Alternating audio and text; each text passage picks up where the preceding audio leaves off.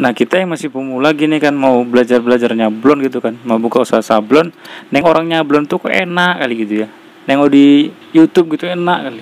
Tapi kalau kita sendiri masih pemula mau nyoba nyablon, nangis ya.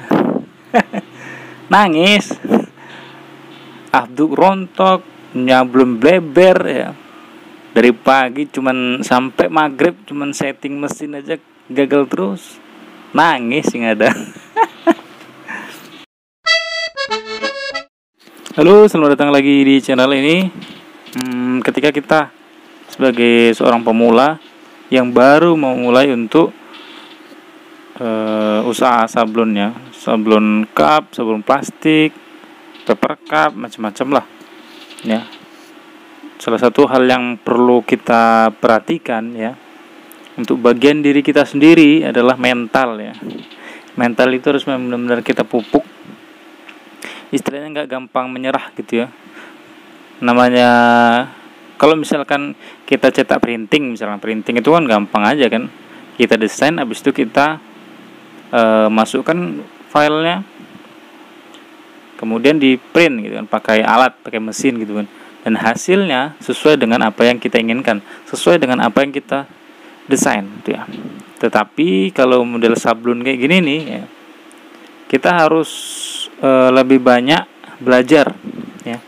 Belajar itu ya macam-macam, belajar dari YouTube, belajar dari tanya orang gitu kan, belajar dari internet gitu kan.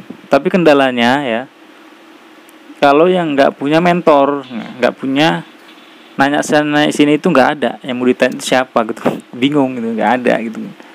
Jadi belajar sendiri, otodidak gitu, cuman mengandalkan dari media sosial ataupun dari YouTube ya, salah satunya yang bisa untuk kita belajar dari YouTube.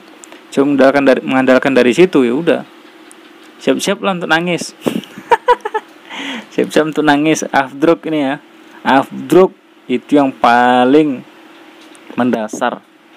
Afdruk bagus, setelah selesai afdruk ada lagi kendala, setting mesin. Harus bisa presisi antara rakel dengan moldingnya, kalau enggak udah pasti bleber entah kemana-mana itu tinta ya. Jadi kita harus kuat mental ya. Mau belajar kuat mental di sini maksudnya ya nggak gampang nyerah gitu ya. Ada kendala sedikit terus gali solusi. Jadi intinya itu di solusi, bukan dari ini, bukan kita meratapi. Gagal nih terus, payah kali, capek kali gitu kan, ngeluh lah segala macam itu kan, capek kali, gagal terus, rontok terus gitu. Padahal bukan ke situ. Kalau kita fokusnya ke situ ya mental kita down ya, lemah gitu kan. Tapi fokusnya ke solusi gitu kan. Fokus kita ke solusi. Gagal nih gimana caranya lagi ya perbaikannya. Gagal afdruk gimana lagi ya penyinarannya gitu kan. Cari, gali di internet, gali di YouTube gitu kan, tanya-tanya gitu kan. Karena apa? Karena kita nggak bisa tanya ke orang lain gitu kan. Orang lain nggak tahu kita siapa gitu kan, yang daerah-daerah tempat kita itu yang tukang nyablon gitu. Nggak mungkin kita tanya kompetitor, nggak enak pula kan. Ada di daerah sana gitu kan, ternyata kompetitor. Kita tanya ke dia, wah, cuman di apa aja dianggap angin berlalu kayak gitu tuh. Ya, jadi tetap semangat aja ya kan. Kuat mental untuk afdruk, mental untuk setting mesin. Itu biasanya kalau nggak ada yang ngajarin, udahlah, keringat dingin. Setting mesin keringat dingin dari pagi sampai maghrib, udahlah, nggak kelar juga, besok lagi gitu lagi, udahlah. Tapi semenjak ada YouTube yang banyak sekali sekarang itu kan, orang-orang sharing mengenai setting mesin, cara afdruk itu, pastilah kita bisa belajar dari situ, belajar sedikit demi sedikit. Ketika ada kendala sedikit, rontok, kenapa? Kita bisa cari di YouTube gitu ya, ataupun dari internet. Oke, lanjut kita di bagian sesi tanya jawab dari teman-teman yang ada di kolom komentar ya, yang udah bertanya. Yang pertama dari Triwibowo Pendi, kalau cat seperti rembes tipis untuk sablon warna hitam di kain, sekitar gambar sablon seperti kotor hitam hitam tapi tipis. Apakah itu juga kedudukannya rontok? Ada